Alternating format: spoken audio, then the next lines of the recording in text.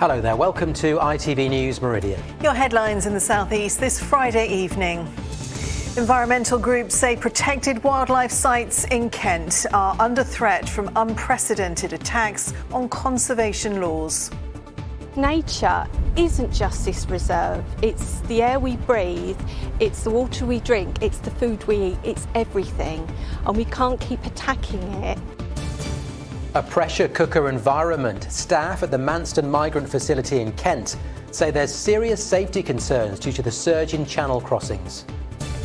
Also tonight, the alternative therapies to treat people with long COVID.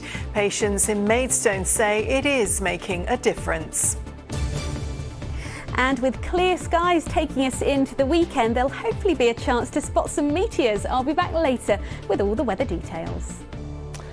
Good evening. Environmental groups are warning a number of protected wildlife sites in Kent are under threat from what they say is an unprecedented attack by the government on laws to protect nature. Kent Wildlife Trust says 17 protected sites could have their status downgraded if the government goes ahead with plans to scrap EU law, relaxing planning rules for developers. Well, the Department for Environment, Food and Rural Affairs, DEFRA, says it won't go back on commitments to protect the environment. But charities fear the government is putting profit before the planet. With more, here's Kit Bradshaw. Butterflies dancing amongst the flowers in Blean Woods. Rare birds sailing above the marshes of Swanscombe. And seals sunbathing on the sand at Pegwell Bay. Wildlife wonders all on our doorstep. So many kind of rare birds that you don't see anywhere else. But it's specially protected habitats like these that campaigners say are under threat because of government plans to axe EU environmental laws at the same time as considering relaxing planning restrictions for new investment zones. You can't keep building up on these green spaces, and this is an SSSI, which means it's one of the best sites in England. They should not be up for investments, for business, for money. They should be protected because nature isn't just this reserve, it's the air we breathe, it's the water we drink, it's the food we eat, it's everything. This is one of 17 locations in Kent at risk of losing its EU Special Area of Conservation status. Campaigners say that would be a backward step in protecting wildlife and their habitats. That leaves us just with the UK law to protect these sites. What we're seeing from the government announcements or the early indications we're getting around investment zones is that those investment zones can actually override those protections for sites of special scientific interest, national parks and AONBs. So we're really worried at a progressive kind of deregulation of environmental protection in favour of growth, which is something that we don't feel is mutually exclusive. Some environmentalists say the fresh concern is born out of a lack of clarity from ministers. We have a voice. We must raise that voice politely but forthrightly now and ask our elected representatives to change their minds. A government spokesperson told us claims we intend to go back on our commitment to the environment are simply not right. A strong environment and strong economy go hand in hand. We have legislated through the Environment Act and will continue to improve our regulations and wildlife laws in line with our ambitious vision. Supporters of these much-loved nature reserves hope their fears are misplaced, but they'll undoubtedly be keeping a watchful eye on any potential threats emerging from the shifting political landscape. Kit Bradshaw, ITV News, Swanscombe. Armed police officers have been at a property in Ramsgate following a report of a man with a bladed weapon behaving erratically inside. Officers say no one else was thought to have been in the property on Clements Road and no injuries have been reported. A 51-year-old man has been arrested on suspicion of possession of a bladed article. A burst water main in Maidstone has left people in the surrounding area without water since this morning. Southern Water says it has now fixed the problem on Lidsing Road and is carrying out tests before recharging the network. It says deliveries are being carried out to vulnerable customers and bottled water is now available at the shopping centre overflow car park on Hempstead Valley Drive in Gillingham. A GP surgery in Sittingbourne has been rated inadequate for a second time by the Care Quality Commission and remains in special measures. Inspectors found some improvements at Green Porch Medical Centre, but medicines weren't well managed and patients' needs weren't always assessed accurately. The centre says it has made urgent changes and will bring about improvements. Now, staff at an immigration centre in Kent say they are struggling to cope with the influx of migrants. They're concerned about their safety and the staff that are looking after them. Well, the union representing Border Force workers at the Manston short-term holding facility in Thanet say tensions there are rising and police have had to be called out twice.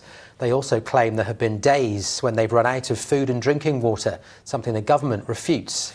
Well, the Prime Minister Liz Truss has met with the French President in Prague, where they pledged to work together to tackle the criminal gangs trafficking people across the Channel.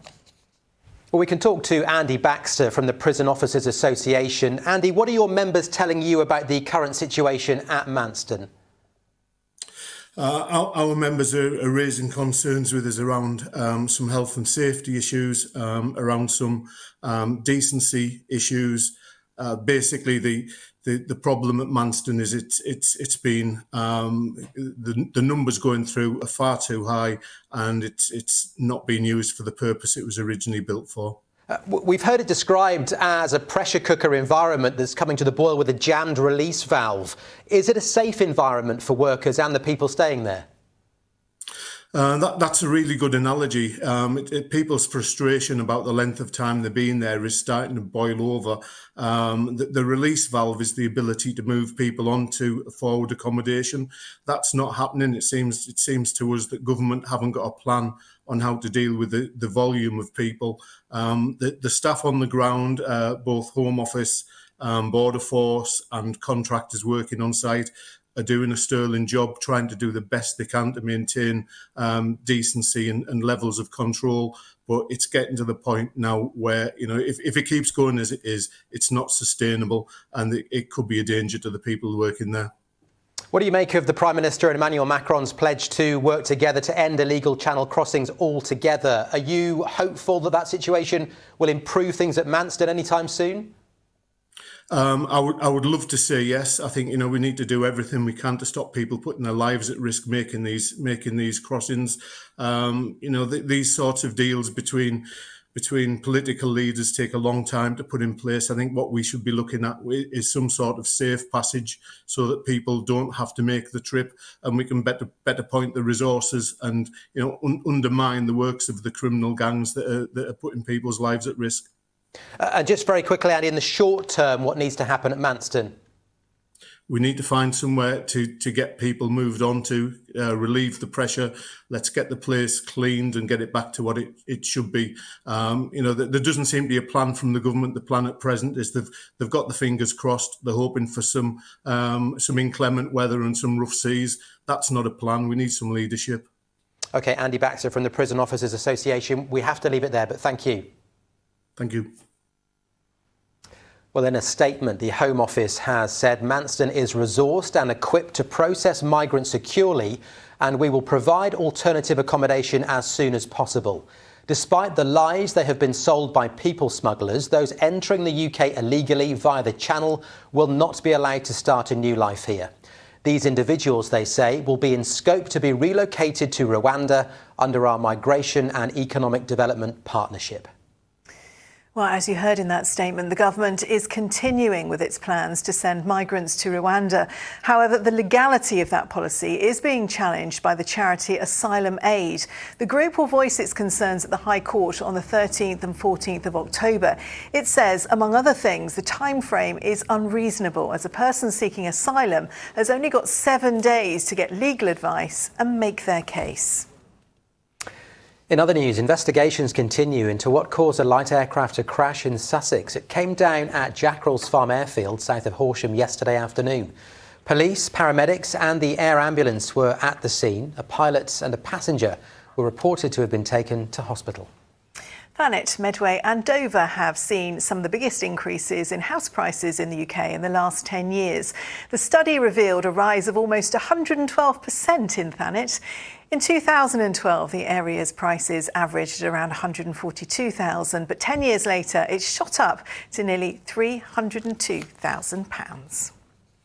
Another 100 nest boxes for starlings have been given out across Brighton this afternoon as part of a campaign to boost the bird's declining population. A petition calling to ban chemical fertilisers and a reduction of so-called sensory pollution has been signed by around 120,000 people. Now you're watching ITV News in the Meridian region. Coming up on the programme tonight, how the female football stars of the past are being recognised by today's Euro winners. And the teacher turned artist from Sussex whose amazing work to fund conservation has caught the eye of world leaders. Well, for more on all of our stories today, you can of course go to our website itv.com/Meridian. You can call us, there's a number 0808 1010 095, and as ever, don't forget to follow us on social media.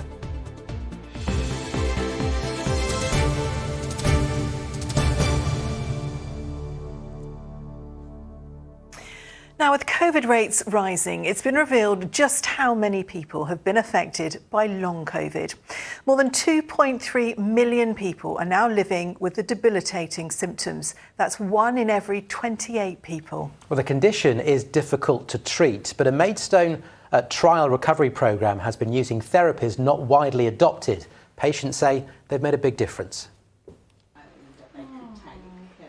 This is a mindfulness session, one of the therapies offered at the Blackthorn Trust in Maidstone. The charity supports people with long-term conditions like chronic pain, and it makes them well placed to try and help people struggling with the effects of long COVID. Some will be sceptical about the therapies, but to the dozen long COVID patients referred here by their GP, they've helped manage a condition in a way that medicine hasn't. We want to learn from the patient, so rather than for us to think, well, we are the experts with this, because with long COVID there are no experts apart from the patient themselves, because they are living their condition. How much of a challenge is it when you're addressing a condition that some people think doesn't exist, using therapies that some people think don't work? Talking to people and meeting those who are in the position who've perhaps lost their work, they may have lost their relationships, they've lost their health, they've lost their well-being. It's very difficult to deny that this is real. Jeanette Richardson is one of those people. She was an active person who thought anything could be achieved with enough willpower. Now she's had to give up work. Long COVID left her spending much of her time in bed. I wasn't sure because I wondered whether I needed something more traditionally medically based to help. But what I think it's made me realise is that they're quite honest that they can't solve symptoms as such. You know, I still suffer with the fainting, the breathlessness and various symptoms, but they've given me tools to manage the symptoms. Long COVID left Sheila Harding feeling she is missing out on life. For her, metal colour light therapy has an effect. There's so many different things that they give you the opportunity to do that have all helped. But the light is, I think, essential to our recovery, and you feel the energy from it. Many patients feel disconnected from their bodies. Eurythmy sessions have helped Kim Delamere. I didn't understand it. I thought it was a load of bunkum. I even texted somebody to say, oh, I'm booked into this session, this eurythmy thing. I don't suppose it'll do any good, says I. I'm sorry, but I was proved very wrong, even with a single session. Only 12 patients took part in this pilot programme, which will end in December. But for these people, it's addressed a condition where there's little knowledge and little support. Tony Green, ITV News, Maidstone. Well, it's good to see that some things are actually helping. And the ITV Evening News continues with the national and international news at 6:30. With all the details, here's Charlene White. Coming up, why the government won't be telling people to use less energy despite the risk of blackouts. It says hospitals and essential services would be protected if power was cut this winter, a scenario it says is unlikely. Also ahead, police say there's no evidence of human remains on Saddleworth Moor as they end their search for Moor's victim, Keith Bennett. And preparing to take on the world, England, Scotland and Wales ready themselves for the opening weekend of the Women's Rugby World Cup. Join us at 6:30. Oh, well, let's stay with that sporting theme. Andrew's here. And Andrew, looking forward to a big night at Wembley. Absolutely. Sweet Caroline will reverberate around Wembley this evening because England are looking forward to the women's team's 50th anniversary when they take on the USA. Players from the 1972 England side, who played in the country's first full international against Scotland, will get a special cap as part of this evening's celebrations. Kevin Ashford is at Wembley for us. It's all very quiet here at Wembley Stadium, but in a few hours it's going to be packed to the rafters because this match is going to be played in front of a sellout crowd. It is only a friendly, but it's a very special friendly. We've got the world champions, the USA, against England, who of course were crowned European champions on that memorable evening at this very stadium earlier this year. It's also a special night because the Football Association says it's a chance to honour all the women who played for England over the years and built the women's game up to what it is today.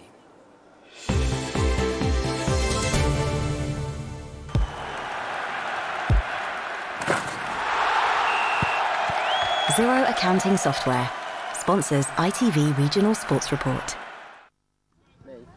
Today's England stars getting ready for their clash against the USA, all under the watchful eyes of former England internationals. It's all part of the celebrations of the 50th anniversary of the senior women's team in this country. Among those looking on and meeting the current Lionesses was Angela Taylor-Banks from Brighton, who played 18 times for England from 1999 to 2002. She says the recognition of her international career is moving. I think it's amazing.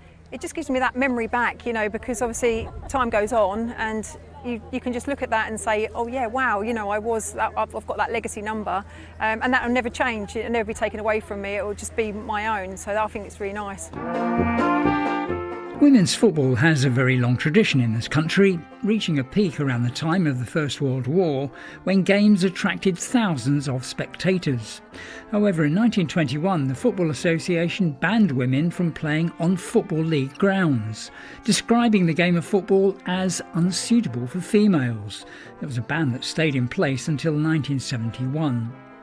The success of the Lionesses at this year's Euros has helped generate widespread interest in women's football. This exhibition explores the development of the game over the years. The exhibition's curator says the sport still has some way to go to get it on a par with the men's game. I think that there still remains to be seen the commitment to paying women to play professionally, and also for providing opportunities for girls coming up from, you know, pre-teens to play football and to nurture that talent.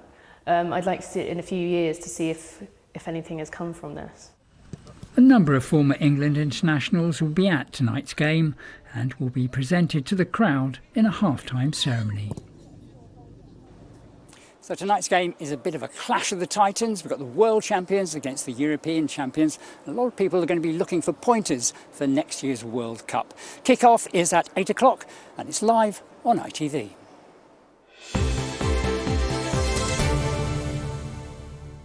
Good luck to the Lionesses tonight. And we have an action-packed weekend to look forward to. In League Two, Gillingham and Crawley are on the road. Crawley looking to move out of the relegation zone. Well, in the Premier League, it's Roberto De Zerbi's first home match as Brighton's manager, kicking off against Tottenham at 5:30. I want to see our fans because I give always much importance of the fans. The fans are the 12th player in my head, are very, very important, but not only in Brighton, in every place. Well, let's hope all our fans have plenty to cheer about this weekend. Let's hope so. Thank you, Andrew. Thank you. Now, Sophie Green from Sussex used to be a primary school teacher, but she's switched her career to art and wildlife. Yes, the 30-year-old has since gone on to highlight some of the planet's most endangered animals, with sales of her work funding vital conservation research. And the paintings themselves are so impressive that they were exhibited to the world leaders at last year's COP26, and Andy Dickinson has been along to take a look.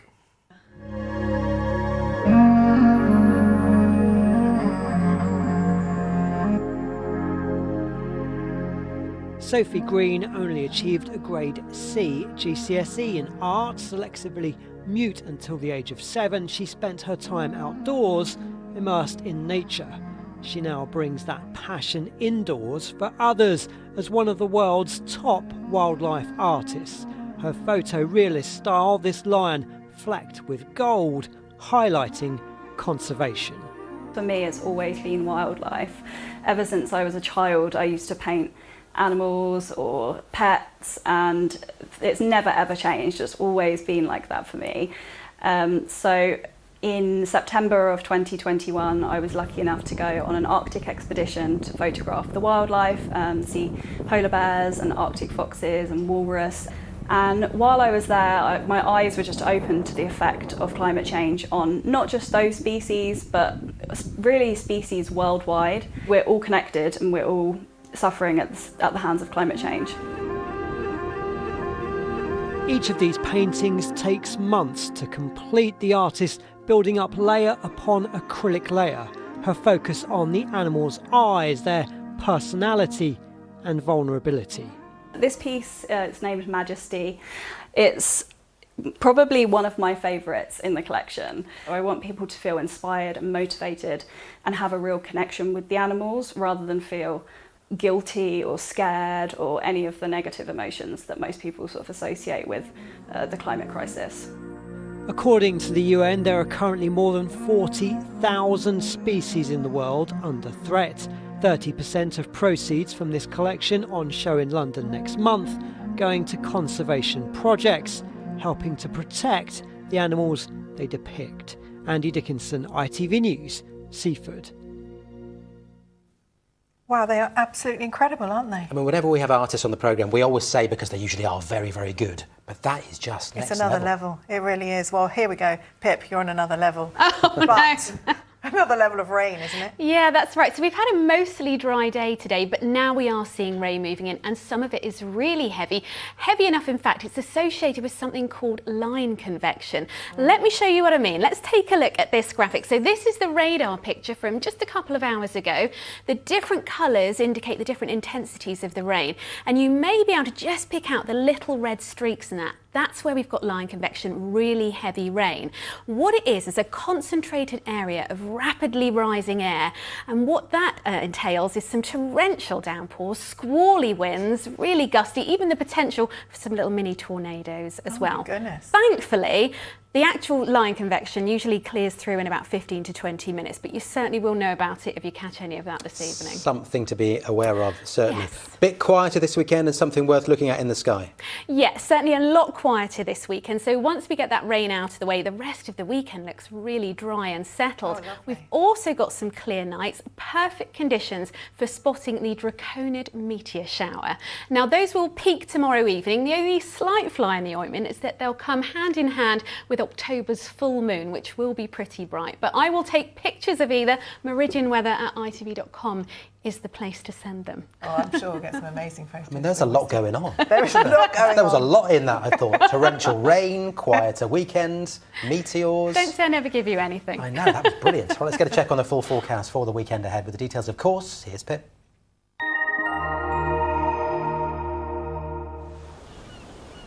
Feels like home, whatever the weather. Valent Boilers and Heat Pumps sponsors ITV Meridian Weather. So a bit of rain to clear through this evening, but then the weekend looking pretty quiet. Lots of dry weather, some lovely bright or sunny spells to come. Winds easing down compared to today, but the nights will be on the chillier side. So this is how things will evolve, the front clearing away southeastwards, and then as we head through the weekend, high pressure generally in charge and clinging on just long enough to keep any fronts at bay through much of Sunday as well. Out there at the moment then, things looking a little on the wet side for some. That front continuing to work its way southeast with some hefty bursts in there, squally winds, but as it clears, it's looking much, much quieter, becoming dry overnight, clear skies all round. And of course, underneath those clear skies, it will be another chilly night. Temperatures in some rural spots perhaps down to 3 or 4 Celsius. Tomorrow morning then, a chill in the air first thing, but some lovely autumnal sunshine to start the weekend. A bit of patchy cloud perhaps bubbling up into the afternoon, but not enough to spoil that sunshine. And with lighter winds than we've had today, it won't feel too bad. Temperatures a little lower, highs of 15, 16 degrees, but the sunshine and those light winds making it feel pretty pleasant. High tides for tomorrow, then just the one there for Margate, 11:44 in the morning. And then beyond that, well, as I said, all looking pretty quiet through the weekend. Perhaps some more rain overnight into Monday morning. But again, once that clears, a return to drier conditions. Valent sponsors ITV Meridian Weather. Well, at least it looks like a decent weekend in store, doesn't it? The rain will have passed by Saturday. And in just a moment, the ITV Evening News, and that's with Charlene White. For now, though, from us, that's all we have time for. Stacey's, but I'm just thinking as I'm saying that, Stacey's back with an 8 update. Good to know. Have a great weekend. Bye for now. Good night.